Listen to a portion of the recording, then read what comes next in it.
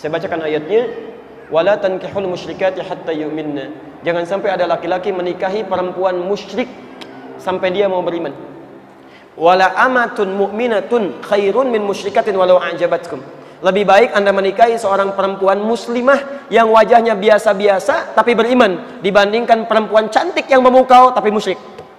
Antum pilih mana? Menikah dengan perempuan musyrik tapi cantik atau perempuan beriman tapi wajahnya biasa saja? Pilih mana? Lebih baik yang cantik beriman gitu kan? Kalau pilihan seperti tadi. Tapi kalau pilihan seperti Quran sampaikan, nggak ada pilihan kecuali yang beriman. Nah, cuma persoalannya kalau perempuan dia nggak bisa milih. Maksud nggak bisa milih ini, dia nggak bisa menikah dengan sendirinya. Mesti ada yang menikahkan supaya bisa melindungi dia dalam kehidupannya.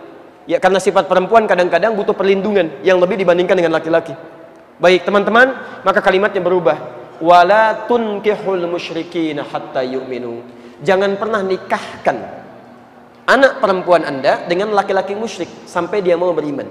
Jangan pernah nikahkan. Dari redaksi ini kata para ulama disepakati bahwa harus ada fungsi wali bagi perempuan ketika dia mau menikah.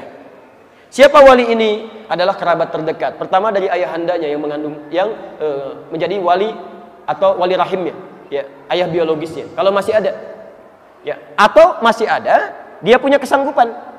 Tapi kalau sifat kesanggupannya istita'ah hilang dari dirinya, misal ayahnya masih ada, tapi nggak sanggup untuk menikahkan karena saking harunya misalnya, ya, sampai mengucapkan kalimat ijab dan qabul misal, ya, bisa jadi keliru.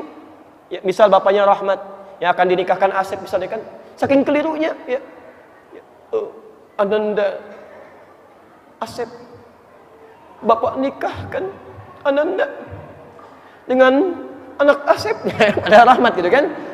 Siti anaknya Rahmat, keluar lagi saking harunya misalnya bisa keliru atau tidak baik dalam ungkapannya, maka dia boleh mewakilkan kepada wali yang lainnya.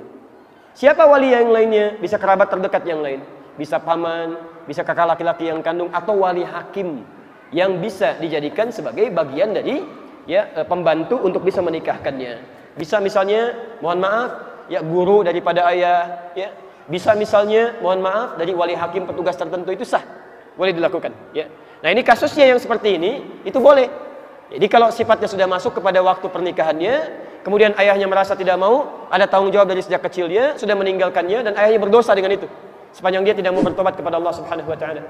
Saya berdoa kepada Allah supaya ayahnya dilembutkan hatinya, mau kembali kepada ketentuan Allah dan bisa merajut kebaikan-kebaikan dalam keluarga yang tadi. Jadi hukumnya boleh, silahkan ambil wali yang lain sebagai wali hakim, dan dia tolong pilih wali hakim yang baik yang bisa memberikan dukungan-dukungan dan saran-saran kebaikan dalam hidup. Teman-teman yang ikhwan, mohon ingat kata-kata ini, ya. Wali itu tugasnya bukan hanya menikahkan, tapi menjadi tempat untuk berkonsultasi ketika ada persoalan rumah tangga didapati. Bahkan ketika ada suasana yang luar biasa kerasnya sampai dimungkinkan terjadi perceraian, maka wali ini yang dijadikan rujukan untuk konsultasi. Ya, lihat, wa in khiftum shiqaqa bainihima fab'athu hakaman min ahli wa hakaman min ahliha.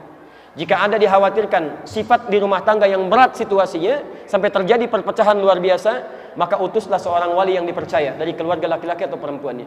Jadi intinya boleh itu dilakukan, dan silahkan berlangsung pernikahan, dan semoga Allah memberikan rahmat dan keberkahan dalam pernikahannya.